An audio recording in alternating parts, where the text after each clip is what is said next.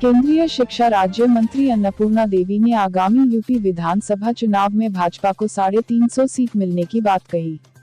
उन्होंने यह बात राजकीय मेडिकल कॉलेज में आयोजित पार्टी कार्यकर्ता सम्मेलन के दौरान पत्रकारों से की।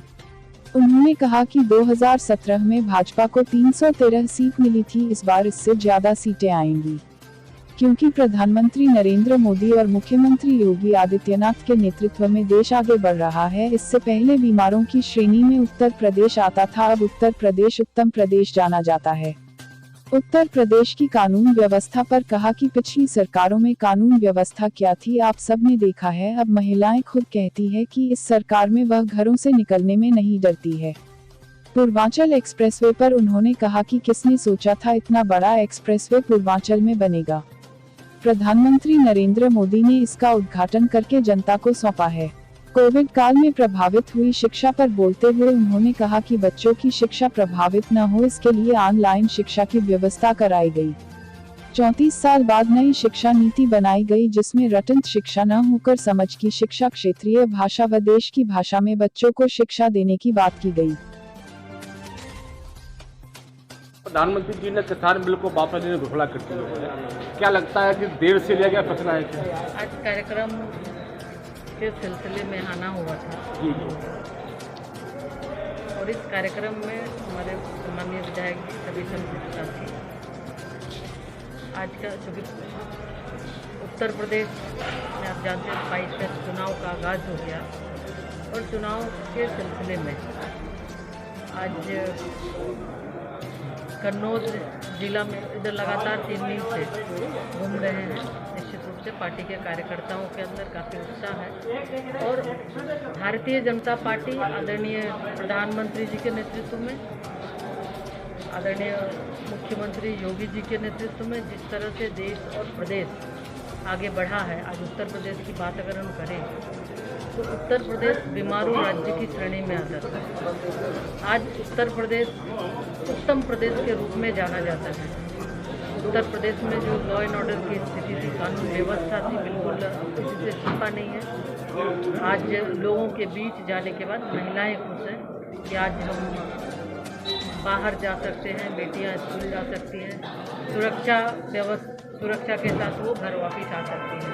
विकास के काम हुए हैं। अभी 4 दिन पहले आपने देखा कि पूर्वांचल एक्सप्रेस वे, हम जिसे सोच नहीं सकते थे, पूर्वांचल एक्सप्रेस वे का निर्माण हुआ, आदरणीय प्रधानमंत्री जी के द्वारा उद्घाटन हुआ। साथ ही साथ एक्सप्रेस वे में इमरजेंसी लैंडिंग की हवाई पट्टी भी बनाई गई 2.5 से 3 किलोमीटर। तो इस तरह से हम देखें तो काफ़ी बदला है।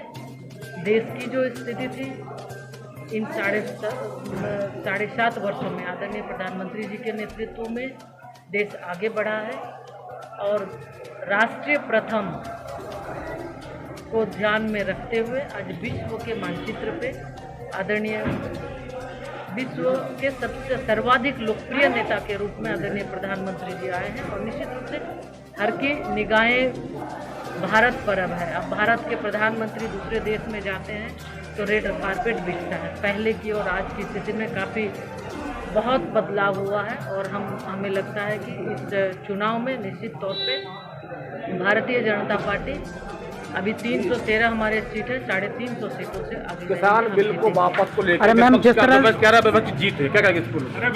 देखिए, किसान बिल को लेकर विपक्ष अपनी जीत मान रहा है, क्या कहेंगे? मैम जिस तरह से शिक्षा विभाग में कोविड काल में स्कूल बंद रहे हैं, उसमें अब किस तरह तैयार की जा रही है? शिक्षा बिल्कुल ये हमारा प्रयास रहा कि हम शिक्षा को बेहतर बनाएं। आदरणीय प्रधानमंत्री जी ने इस कोविड महामारी के दौर में पीएम ई विद्या के माध्यम से बच्चों को की शिक्षा बाधित न हो, इसके लिए उन्होंने काम किया और इसके साथ ही इस कोविड के दौर में लगातार ऑनलाइन बच्चों की शिक्षा हुई। आपने देखा 34 वर्षों के बाद नई राष्ट्रीय शिक्षा नीति आई है और इस शिक्षा नीति के माध्यम से रटंत शिक्षा नहीं बल्कि समझ के साथ शिक्षा, क्षेत्रीय भाषा, भारतीय भाषा में बच्चों को शिक्षा देने की बात हम कहे हैं। इसके साथ ही साथ रोजगारोन्मुखी शिक्षा की बात होती है। किसान बिल को लेकर विपक्ष अपनी जीत कह रहा है, इसको क्या कहें? हम ये कहते हैं कि ये बहुत ही दूरदर्शी सोच के साथ इतने 34 वर्षों के बाद 34 ये राष्ट्रीय शिक्षा नीति आई है, बहुत ही मैम जिस तरह से कंगना रनौत से